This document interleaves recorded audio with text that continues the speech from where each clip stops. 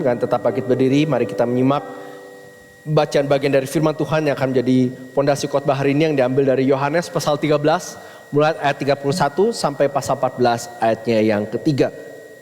Demikian firman Tuhan. Sesudah Yudas pergi, berkatalah Yesus, sekarang anak manusia dipermuliakan dan Allah dipermuliakan di dalam dia.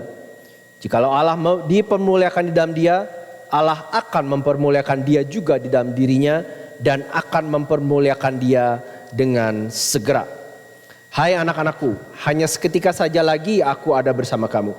Kamu akan mencari aku, dan seperti yang telah kukatakan pada orang-orang Yahudi, ke tempat aku pergi tidak mungkin kamu datang. Demikian pula aku mengatakannya sekarang juga kepada kamu. Aku memberikan perintah baru kepada kamu, yaitu supaya kamu saling mengasihi. Sama seperti aku telah mengasihi kamu, demikian pula kamu harus saling mengasihi. Dengan demikian semua orang akan tahu bahwa kamu adalah murid-muridku, yaitu jikalau kamu saling mengasihi. Simon Petrus berkata pada Yesus, Tuhan, kemanakah engkau pergi? Jawab Yesus, ke tempat aku pergi engkau tidak dapat mengikuti aku sekarang, tetapi kelak engkau akan mengikuti aku. Kata Petrus kepadanya, Tuhan, mengapa aku tidak dapat pergi mengikuti engkau sekarang? Aku akan memberikan nyawaku bagimu. Jawab Yesus, nyawamu akan kau berikan bagiku? Sesungguhnya aku berkata kepadamu, sebelum ayam berkokok engkau telah menyangkal aku 3 kali. Pasal 14. Janganlah gelisah hatimu. Percayalah kepada Allah, percayalah juga kepadaku. Di rumah Bapakku banyak tempat tinggal. Jika tidak demikian tentu aku mengatakannya kepadamu. Sebab aku pergi ke situ untuk menyediakan tempat bagimu. Dan apabila aku telah pergi ke situ dan telah menyediakan tempat bagimu, aku akan datang kembali dan membawa kamu ke tempatku, supaya di tempat di mana aku berada, kamu pun berada. Amin. Silakan duduk saudara sekalian. Berbahagialah bukan saja kita yang mendengarkan firman kehidupan ini, tetapi juga mencamkannya dan mentaatinya. Dan kiranya Allah Roh Kudus sendiri berkenan mengukirkan firman yang hidup di dalam hati saudara dan saya pada pagi hari ini. Nah, saudara, saya yakin setiap dari kita, sadar atau tidak sadar, punya semacam visi akan hidup seperti apa yang mau kita miliki. A vision of how we would like our lives to be. Dan visi dan pandangan yang ada di benak kita secara sadar atau tidak sadar itu yang mendorong apa yang kita siapkan sekarang. Entah itu uang, pendidikan, dan lain seterusnya. Visi itulah yang membuat saudara dan saya bangun tiap pagi, kalau boleh dikatakan. Visi itulah yang mendorong kita untuk bekerja keras, banting tulang, dan lain seterusnya. Tetapi kita harus mengakui bahwa seringkali visi yang kita miliki tentang hidup kita dan masa depan kita lebih sering dipengaruhi oleh apa yang kita suka, apa yang kita pikir membuat orang lain bahagia, atau apa yang dunia sekitar kita pikir harusnya menjadi bagian dari hidup kita. Contoh dari beberapa visi itu, ya. Hidup itu yang penting happy, bahagia. Hidup itu yang penting bebas secara finansial. Hidup itu yang penting dikelilingi oleh teman-teman dan kerabat yang baik-baik, yang suportif. Hidup yang penting yang you make the most of your life, ya. Hidup cuma sekali, jangan dibuang. Tapi pernahkah saudara berpikir bahwa Tuhan pun punya visi terhadap hidup saudara? God has a vision for your life. Dan saya pagi hari ini tidak berbicara tentang visi hidup saudara pribadi demi pribadi. Saya berbicara tentang saudara secara plural, secara jamak. God's vision for you all. Dalam hal ini gerejanya. Apa sih visi Tuhan bagi gerejanya? Kalau saudara perhatikan, Yohanes pasal 13 sampai 17, ini adalah dapat dikatakan insider stock. Yesus ngomong ke audience atau pendengar yang sangat spesifik, yaitu gerejanya, keluarga rohaninya, murid-muridnya. Perhatikan, dia nggak sedang bicara pada orang-orang Yahudi yang lain yang kebanyakan melawan dia dan bahkan dalam hitungan jam dari perbincangan ini akan menjatuhkan hukuman mati. Ia juga tidak berbicara kepada para pemimpin Romawi saat itu yang juga dalam hitungan jam akan menjalankan hukuman itu dengan menyalibkan dia di atas salib. Bahkan lebih sempit lagi, Yesus berbicara hanya kepada 11 murid-muridnya. Yang kita tahu by this time of the story, Yudas dikatakan baru saja keluar. Dan baru setelah Yudas keluar, Yesus baru kata, sekarang, this is the time. Jadi kalau kita baca bagian ini, di dalam konteks aslinya, Yesus sedang mempersiapkan ke-11 muridnya, dan juga kita, untuk mengerti apa sih makna kematian dan kebangkitannya. Yesus seperti sedang melakukan vision casting. Bukan saja untuk 12 jam, 24 jam ke depan, bukan untuk 3 hari ke depan, karena yang baca ini ke belakang tahu bahwa dia akan bangkit lagi. Bukan saja untuk 100 tahun ke depan, tetapi untuk setiap murid Tuhan sepanjang masa, termasuk kita hari ini.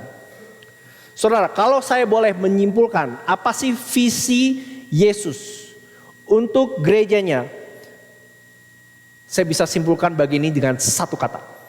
Kata itu adalah, udah muncul, glory, ya, kemuliaan. What is God's vision for the church? Jawabannya kemuliaan, glory. Bahkan saudara, kalau saya boleh tarik lensanya sedikit jauh lagi di pasal 13 sampai 17, seperti saudara tahu, pasal 13, 14, 15, 16 itu Yesus berbicara banyak hal tentang murid-muridnya. Ada dialog back and forth dan seterusnya. Saudara bisa baca sendiri. Puncak dari dialog ini adalah pasal 17, di mana Yesus berdoa bagi murid-muridnya. Dan menjelang puncak doa itu, saudara bisa baca sendiri, pasal 17 ayat 24. Ini yang Yesus katakan, ya Bapa, aku mau supaya dimanapun aku berada, mereka bicara pada tentang murid-muridnya, pengikutnya, ya, mereka juga berada bersama-sama dengan aku, mereka yang telah Engkau berikan padaku, agar, perhatikan, mereka memandang kemuliaanku yang telah Engkau berikan kepadaku, sebab Engkau telah mengasihi aku sebelum dunia dijadikan. Perhatikan, mereka yang telah Engkau Bapa berikan padaku. Yesus berbicara tentang murid-muridnya. Dia mau murid-muridnya memandang, melihat kemuliaannya, His glory. Melihat, menikmati, terus menerus dipuaskan again and again akan kemuliaannya. Saudara, inilah visi Yesus bagi gerejanya dan juga bagi kita orang-orang Kristen secara individu. Mungkin beberapa dari saudara pikir, urusannya buat saya apa? Apa urusannya antara glory dengan hidup saya hari ini? Saudara, urusannya adalah ini. Kalau saudara dan saya kehilangan visi Tuhan bagi kita, maka visi itu akan digantikan oleh something else. Something else will take its place. Dan sebelum saudara tahu, yang menjadi visi kita itu adalah yang tadi saya sebut di awal, apa yang kita suka, apa yang budaya keluarga kita harapkan dari kita, dan Tuhan itu entah hanya menjadi divine cheerleader, ya, jadi kita udah punya visi nih ya, Tuhan tuh tinggal ACC, ya, kita udah punya visi, Tuhan tinggal bilang yes, berkatin gitu ya, atau kita akan mengabaikan dia sama sekali. Nah itu saudara sebetulnya salah satu alasan utama mengapa kita sebagai gereja beribadah minggu demi minggu. Kita beribadah minggu demi minggu untuk diingatkan akan Injil Yesus Kristus. Untuk diinjilkan apa sih visi Tuhan bagi kita. Visi Tuhan bagi kita, bagi gerejanya, glory. Mari kita lihat 3 hal yang Tuhan mau kita lakukan hari ini. 3 hal itu adalah ini. Ya. Tuhan mau kita memandang rencana Tuhan yang mulia, memperhatikan umat Tuhan yang mulia, dan menantikan tempat Tuhan yang mulia. Mungkin lebih gampang bahasa Inggrisnya. Look up to God's glorious purpose, look after God's glorious people, and look forward to God's glorious place. Purpose, people, place, look up, look after, look forward. Yesus sedang mempersiapkan gerejanya untuk kemuliaan. Kenapa? Karena gerejanya entah 2000 tahun lalu, entah tahun 2024, entah tahun 2000 whatever saudara, itu akan selalu berhadapan dengan dunia yang membenci mereka. Saudara baca pasal 13, 14, 15 ini sangat kentara banget tema ini. Dunia membenci kamu, dunia akan menolak kamu. Kenapa? Karena dunia sudah menolak aku. Dan antidotnya, obatnya adalah bukan strategi pelayanan, bukan punya gedung gak ada gedung, tapi begitu diisi, begitu istilahnya diserapi oleh kemuliaan Tuhan sedemikian rupa, sehingga kita bisa menghadapi apapun tantangan yang kita hadapi. Mari kita lihat yang pertama. Look up to God's glorious purpose. Memandang rencana Tuhan yang mulia. Ayat 31 di situ dikatakan ayat 31. Sesudah Yudas pergi, berkatalah Yesus, sekarang anak manusia dipermuliakan dan Allah dipermuliakan di dalam dia. Jikalau Allah dipermuliakan di dalam dia, Allah akan mempermuliakan dia juga di dalam dirinya dan akan mempermuliakan dia dengan segera. 5 kali kata glory, glorify diulang di situ untuk menekankan pentingnya momen ini. Yesus mengingatkan bahwa penderitaannya, kematiannya akan terjadi dalam waktu hitungan jam. Itu adalah titik pusat penampilan kemuliaan Allah. Kalau saudara mengikuti Injil Yohanes selama ini, berulang kali Yesus mengatakan, waktuku belum tiba, saatku belum tiba, the hour is not yet, the hour is not yet, the hour will come. Sekarang Yesus mengatakan, this is the hour. Nggak perlu tunggu lagi ada nabi datang, penglihatan datang, orang pintar datang, malaikat datang. This is the hour. It's coming. Dimana aku, si anak, akan dipermuliakan oleh Bapakku, dan Bapa akan dipermuliakan dalam aku. Dengan cara apa? Dengan cara aku disalibkan bagi dosa-dosamu. Saudara, artinya semua rencana Allah dari kekekalan lampau, termasuk kejatuhan manusia ke dalam dosa, termasuk sejarah bangsa Israel ribuan tahun, terus keluar sampai hari ini dan ke masa depan, itu semua bergantung pada momen kematian dan kebangkitan Yesus. Itu adalah event, peristiwa, titik paling penting dalam sejarah. Enggak ada titik yang lebih penting. Ya saudara mungkin bilang, oh hari paling penting my wedding day. Ya, waktu aku lahir anak pertama, waktu aku jadi CEO. Saudara, enggak ada yang lebih penting daripada kematian dan kebangkitan Yesus. Itu titik paling penting dalam sejarah. Sekarang anak manusia dipermuliakan dan Allah dimuliakan di dalam dia.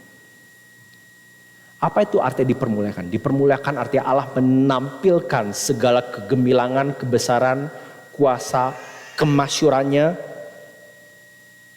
yang kita sudah lihat di sepanjang sejarah Alkitab, tapi sekarang ditunjukkan secara ultimate. Dan Yesus katakan itu sekarang ada di sini.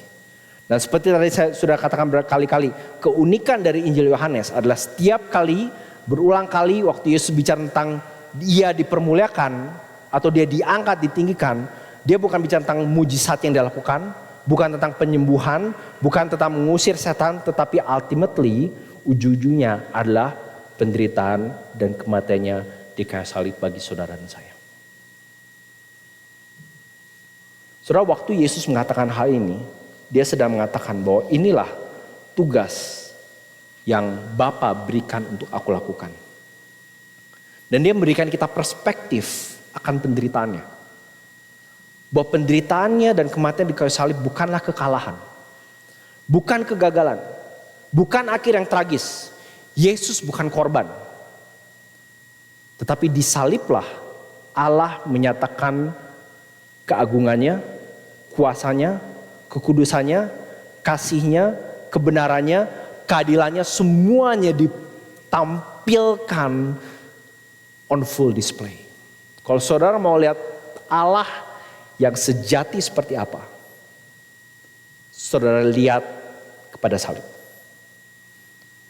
The very place to display His glory. Look up to God's glorious purpose. Allah punya rencana yang mulia, yang besar, tapi rencana tertingginya adalah memuliakan namanya, pribadinya, karakternya melalui kematian anaknya. Mulai yang cara yang paling unthinkable. Nah, saudara, saya bisa menghabiskan waktu 3 jam, bahkan mungkin 2 seminar untuk bicara tentang kemuliaan. Tapi saya berikan contoh yang mungkin membantu. Saya yakin kebanyakan dari kita pasti punya teman. At least punya satu lah ya, moga-moga. Punya teman ya. Kita punya teman yang sudah mengenal kita beberapa tahun. Sejumlah dari kita, kalau nggak kebanyakan, punya sibling, saudara ya. Entah itu saudara kandung, bisa juga saudara sepupu yang sudah mengenal kita dari kecil. Tapi saya berharap gak banyak dari kita itu punya musuh. Tapi mungkin ya, kita punya musuh, entah itu keluarga, kolega, teman, ya, atau mungkin setidaknya orang yang udah deh gue gak mau ngomong lagi sama dia. Ya, mungkin orang itu bahkan pernah menuntut saudara pernah berantem sama dia. Nah saudara saya tanya, sahabat, anggota keluarga, musuh. Anggap aja saudara punya tiga-tiganya. Punya teman, punya anggota keluarga yang kenal saudara kecil, punya musuh yang saudara benci banget dan dia juga benci saudara. Saudara saya tanya, apa kemungkinannya? Ya, dalam waktu, apa kemungkinannya tiga jenis orang ini akhirnya menyembah saudara sebagai Tuhan? Saudara akan bilang, gak mungkin sama sekali. Ya, kalau berdamai masih mungkin. Ya, kalau mengakui, lu lagi kecil jelek ya, udah gede kok jadi ganteng gitu. Lu kecil goblok banget lagi pinter, gede wah jadi doktor pinter gitu ya, mungkin. Ya, mungkin dulu saudara paling miskin, sekarang saudara paling kaya di keluarga. Tapi apa kemungkinannya? Tiga-tiganya, nggak boleh cuma satu. Tiga-tiganya itu menyembah saudara sebagai Tuhan dan mau mati bagi saudara.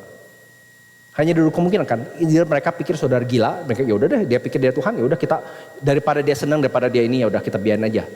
Dia pikir dia Tuhan, biar dia Tuhan. Atau cara lain, saudara tahu? Saudara ancam mereka. Ya, kalau lu nggak sebut gua Tuhan, nyembah gua sama Tuhan, gua bunuh lo. Nggak ada cara lain.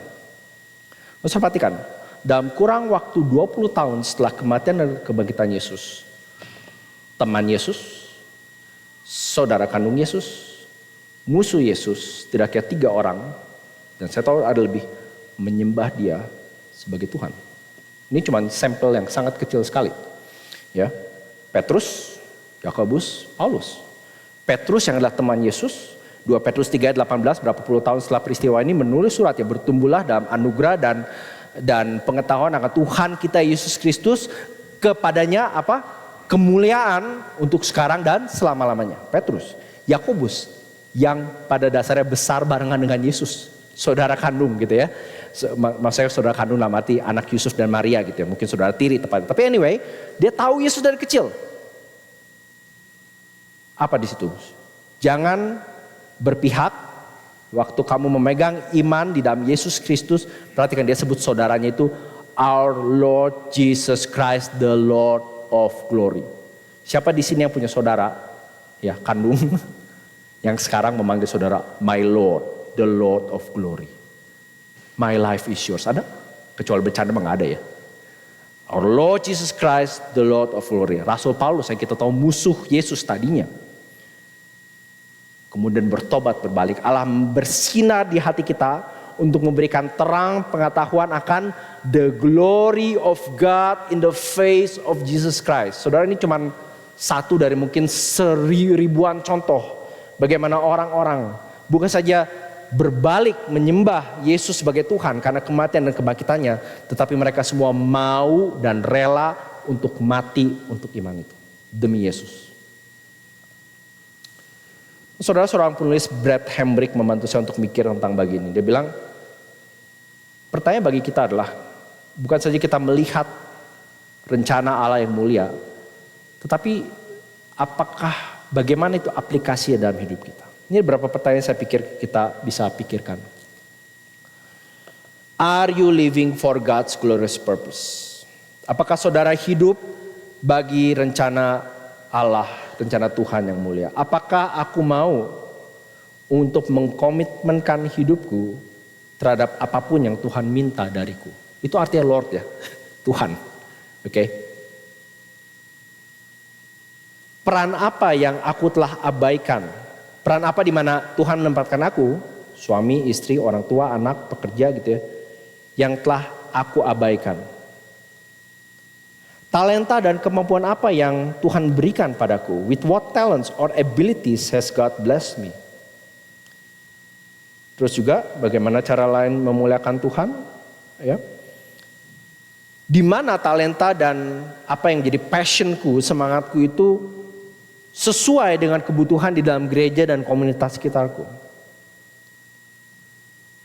Dan terakhir, bagaimana apa yang Tuhan mau supaya semua hal ini bekerja sama untuk memuliakan Dia? Look up to God's glorious purpose. Apa visi Allah bagi gereja, saudara saya? Glory. Nah, saudara, di mana kita bisa mulai? Saya berharap berapa saudara pikir, aku bisa mulai dari mana? Well, saya senang saudara tanya. Kalaupun nggak nanya, saudara ikutin aja gitu ya. Poin yang berikutnya adalah Tuhan juga mau kita saling mempedulikan, atau dalam bahasa Inggrisnya saya tulis di situ. Tolong slide berikutnya. Look after God's glorious people. Perhatikan, pedulikan sesama umat Tuhan. Ayat 34. Jawab Yesus, 34. Aku memberikan perintah baru pada kamu, yaitu supaya kamu saling mengasihi. Sama seperti aku telah mengasihi kamu, demikian pula kamu harus saling mengasihi. Dengan demikian semua orang akan tahu bahwa kamu adalah murid-muridku, yaitu jikalau kamu saling mengasihi. Saudara, saling mengasihi sebagai umat Tuhan adalah satu-satunya bukti genuine bahwa saudara dan saya sudah diselamatkan. Satu-satunya cara menurut Yesus ya. By this all people will know that you are my disciples. Bukan dengan berapa besar gerejamu, dengan jenis musik yang kau mainkan, tapi buktinya adalah dari bagaimana kalian berelasi, berinteraksi satu sama lain. Saudara, di satu pihak waktu Yesus mengatakan new commandment, perintah baru, ini bukan perintah baru. 11 murid-muridnya yang besar sebagai orang Yahudi, dari mereka belum bisa ngomong pun mereka udah diajari satu perintah. Dari Imamat 19 contohnya, yang mengatakan engkau harus mengasihi sesamamu seperti dirimu sendiri. You shall love your neighbor as yourself. Persis seperti Yesus katakan, kasihilah satu sama lain. Apanya yang baru? Saudara, perintah ini baru karena ini adalah perintah yang lama dengan kekuatan yang baru. Perhatikan Yesus katakan perintah ini adalah kamu saling mengasihi just as I have loved you. Sama seperti aku telah mengasihi kamu. Menarik ya, Yesus mengatakan sama seperti aku telah mengasihi kamu, demikian juga kamu harus mengasihi aku. Seperti itu bukan? Ya, sama seperti aku telah mengasihi kamu, garisnya dari atas ke bawah, demikian juga kamu harus saling mengasihi. Dan katanya kata kuncinya bukan aja mengasihi tapi juga saling. Artinya panahnya bukan aja keluar dari diri kita, tapi juga datang kepada diri kita. Saling mengasihi, ada relasi mutualisme, timbal balik di antara orang-orang yang sudah menerima kasih tersebut. Just as I have loved you. Makanya saya kasih judul poin itu look after, ya, mempedulikan, memperhatikan. Saudara, itu sebabnya poin pertama tadi penting untuk kita harus mulai dengan look up dulu pada rencana Allah yang mulia. Karena baru begitu kita menyadari bahwa dia punya rencana yang mulia melalui kematian anaknya yang kita sudah terima, barulah kita bisa menyalurkan, menunjukkan atau bahkan menerima kasih itu dari orang lain. Saudara, bahkan saya pikir salah satu alasan mengapa ada interupsi dari Simon Petrus ditaruh di sini, itu membantu kita untuk mikir bagian ini. Kalau saudara lihat di bagian berikutnya, perhatikan. Di ayat 36, Simon Petrus seperti biasa paling suka komentar gitu ya. Tuhan, kemanakah engkau pergi? Jawab Yesus, ke tempat aku pergi engkau tidak dapat mengikuti aku sekarang, tetapi kelak engkau akan mengikuti aku. Kata Petrus padanya, Tuhan, mengapa aku tidak dapat mengikuti engkau sekarang? Aku akan memberikan nyawaku bagimu. Bahkan saudara udah tahu. Petrus ngomong gini karena dia mau yang terdepan, mau menunjukkan dia yang paling setia di antara teman-teman yang lain. Perhatikan jawaban Yesus. Dan saya suka di bahasa Indonesia, ini mengikuti tata bahasanya bahasa Yunani. Dimulai dengan kata nyawamu akan kau berikan bagiku. Are you kidding me, Simon? Ya, nyawamu. Yesus kayak bilang, jangankan nyawamu. Dalam waktu hitungan jam sebelum ayam berkokok, aku berkata padamu, engkau telah menyangkal aku 3 kali. Saudara, Simon Petrus yang mengatakan nyawaku akan kuberikan padamu. Dalam hitungan jam mengatakan gua sumpah gak kenal dia. I swear to you, I don't know this guy. Bahkan dia kalau boleh katakan biar geledek nyamber kalau aku bilang aku kenal sama dia. Berapa jam sebelumnya? Nyawaku kuberikan padamu. Tapi kita banyak seperti itu bukan? Ya. Di satu hari kita mungkin entah pergi camp, baca saat teduh, dengerin khotbah, aduh Tuhan hidupku bagimu. Christ is enough for me. Ya, tahu-tahu kita disenggol di mall. Tahu-tahu kita dapat komentar yang miring di sosial media. Dapat kritikan dari orang lain. Enak aja gue bunuh lo ya. That's us. Saudara, konon katanya kalau para pendeta itu suka ngumpul, salah satu hal yang mereka suka lakuin itu mereka suka pamer. Ya. Mereka paling bangga itu membagikan pencapaian mereka yang terbaru. Jadi pendeta A, dia bilang, wah hari Minggu lalu saya mendapatkan privilege yang luar biasa memimpin kebaktian Hari Ibu di gereja kami.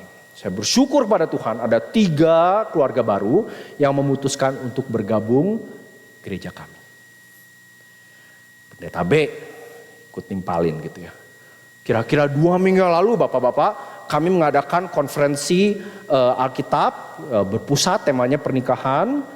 Dan saya bersyukur untuk berbagi dengan saudara-saudara sekalian sama rekan Tuhan gitu ya. Tuhan memberkati kita dengan membawa 5 pasangan baru menjadi bagian dari tim pelayanan kami. Pendeta yang ketiga, pendeta C gitu ya, juga ikut nyempil. 3 minggu lalu kita dengan sangat sukses berhasil mengorganize kelas Alkitab liburan, Vacation Bible School. Dan kita sangat terkagum akan pekerjaan Tuhan menyaksikan bagaimana 7 keluarga baru berkata bahwa kami mau menjadi bagian dari gereja Bapak. Pendeta yang keempat.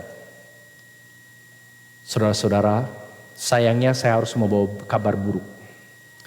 Gereja kami selama beberapa bulan terakhir terus-menerus mendoakan karena ada sejumlah anggota jemaat yang sangat-sangat membawa masalah. Dan kami bersyukur 15 dari keluarga-keluarga ini memutuskan untuk meninggalkan gereja kami. Saudara kalau ngerti joknya harus tahu matematika. Anyway, saudara gereja gitu ya, penuh dengan orang-orang yang kacau, yang rapuh, yang confused, yang kadang-kadang bikin kita, kalau bisa nggak gereja gue gitu ya. What are you doing here? Ya. Dan saya yakin, saudara saya udah di gereja ini dan tahu gereja lain cukup lama, saya berani jamin. Kalau saya suruh saudara berdiri, saudara bisa at least tunjuk 1 atau 2 orang yang saudara nggak suka di gereja ini. Dan saya nggak bakal surprise kalau saudara tunjuknya ke saya. Tapi anyway, the point adalah ini. Saudara pikirkan kasih Yesus bagi gerejanya. Dia tahu benar dalam waktu hitungan jam teman terdekatnya akan bilang gue sumpah gak kenal dia. Ya. Saudara kalau segitu besar kasih Yesus bagi murid-muridnya, bagi kita,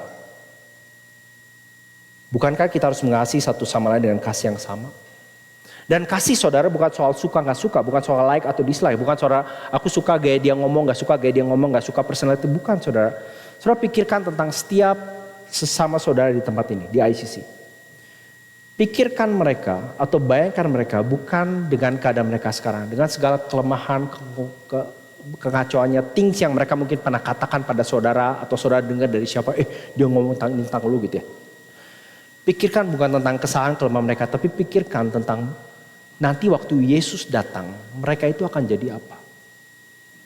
Dan Yesus mengatakan, waktu aku datang, pengikutku akan dimuliakan, tidak lagi berdosa, dan disempurnakan. Tapi sekarang, aku memanggil kamu untuk saling mengasihi sama seperti aku telah mengasihi kamu. Saudara, dari mana kita bisa yakin akan semua ini, dan ini bawa kita ke poin yang ketiga, poin yang terakhir. Jadi tadi look up, look after, dan terakhir adalah look forward. Kita melihat ke depan, menantikan God's glorious place, tempat Allah yang mulia. Pasal 14 yang saya percaya adalah nyambung dari perbincangan di atas. Janganlah gelisah hatimu, kata Yesus, percayalah kepada Allah, percayalah juga padaku. Di rumah Bapakku banyak tempat tinggal, jika tidak demikian tentu aku mengatakannya kepadamu, sebab aku pergi ke situ untuk menyediakan tempat bagimu. Dan apabila aku telah pergi ke situ dan telah menyediakan tempat bagimu, aku akan datang kembali dan membawa kamu ke tempatku, supaya di tempat di mana aku berada, kamu pun berada. Saudara, pasal 13, 14, 15, 16, 17 ini penuh dengan tema dan kata-kata pergi, datang, pergi, datang. Kadang-kadang pergi artinya aku mati. Kadang-kadang pergi artinya aku akan kembali pada Bapa. Ya, datang juga itu gitu ya. Tapi di sini Yesus meyakinkan bahwa tempat tinggal terakhir kamu itu akan datang. Semua yang dunia tawarkan hari ini suatu ketika akan hilang dan mengecewakan kita. Apapun itu. Keluarga, teman, relasi, karir, termasuk pelayanan. Tetapi Yesus sedang mempersiapkan tempat untuk umatnya. A glorious place forever. Yesus mengantisipasi bahwa dia suatu ketika akan kembali setelah kebangkitannya. Akan naik ke surga dan akan datang kembali. Ayat 3 ya. If I go and prepare place for you, I will come again. Itu kita akui setiap minggu kan. Ia akan datang kembali. Ada seorang penulis mengatakan, until Jesus goes, the church is unable to follow. Kecuali Yesus pergi dan kembali pada Bapaknya, gereja Tuhan, umat Tuhan tidak akan mungkin bisa mengikuti dia ke tempat di mana dia ada sekarang. Dan perhatikan, Yesus menjanjikan banyak tempat tinggal. Lebih dari cukup untuk para pengikutnya. Ada yang mengatakan mungkin waktu Yesus mengatakan ini, dia melihat sejumlah villa-villa kelas atas di budaya Greka Roma saat itu. Dan Yesus mengatakan, yang aku persiapkan bagi kamu semua itu jauh lebih baik. Saya yakin kebanyakan dari villa-villa itu sekarang udah jadi putih, udah jadi puing-puing gitu ya, cuma jadi tempat turis gitu ya. Tapi perhatikan saudara, bahkan setelah Yesus bangkit dari kematian dengan tubuh kemuliaan, dengan segala kebesaran dan kegemilangannya, ia tetap mempunyai hati seorang hamba. Perhatikan, dia mengatakan, aku pergi untuk menyiapkan tempat bagimu. Dia yang menyiapkan tempat, dia yang personally, kalau boleh dibilang, saya nggak berani bayangin seperti apa, tapi dia sendiri menyiapkan misalnya temboknya, pintunya, tingginya, ruangannya. Dia sendiri yang akan look after us. Kalau saudara ingat mungkin berapa pasal sebelumnya, orang-orang Yahudi, mereka takut begitu banyak orang menjadi pengikut Yesus. Mereka bilang mereka takut tempat mereka dirampas, tempat mereka diambil oleh pemerintah Romawi. Dan saya pikir itu yang terjadi di Timur Tengah sekarang. Mereka takut tanah mereka diambil dan dirampas. Tapi di sini saudara, Yesus menjadikan tanah dan tempat yang tidak akan mungkin bisa dirampas. Bagi gerejanya. Bukan bagi siapa yang kekuatan militernya paling hebat, yang paling pintar manuver politiknya. Tetapi siapa yang percaya dan beriman dan mengikuti dia. Saudara, beberapa tahun lalu sebelum saya sekolah teologi, saya kadang-kadang mengajar kelas animasi. Itu bidang saya sebelumnya. Dan di sebuah kelas yang saya ajar di satu college kecil di Jakarta, ada seorang murid yang waktu saya ketemu tuh nyebelin banget gitu ya. Jadi sepanjang kelas dia gak pernah dengerin, dia kerjanya entah baca manga gitu ya di komputer karena kelas animasi, atau main game. Saya gak inget dulu gamenya, mungkin Dota atau Warcraft saya inget. Dia kerja main gak pernah dengerin apa-apa. Nah biasa di akhir kelas itu saya salah satu lesson yang saya berikan adalah analisa film. Dan salah satu film yang saya sudah analisa berulang kali adalah film kartun yang judulnya The Iron Giant. Nah sorry saya akan spoil filmnya kalau saudara belum pernah nonton. Tapi saya sangat highly recommend untuk saudara lihat. Judul filmnya The Iron Giant. Dan cerita The Iron Giant sebetulnya sangat simple tentang seorang anak yang menjalin persahabatan dengan sebuah robot raksasa. Makanya judulnya The Iron Giant. Ya. Singkat cerita, di akhir film si robot itu harus mengorbankan nyawanya, atau maksudnya dirinya, untuk menyelamatkan kota di mana anak itu tinggal. Dan ini adalah adegan terakhir dari film tersebut, ya, di mana, kok bisa slide berikutnya, ya.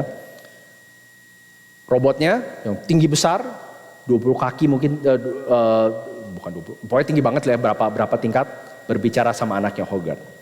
I go, you stay, no following.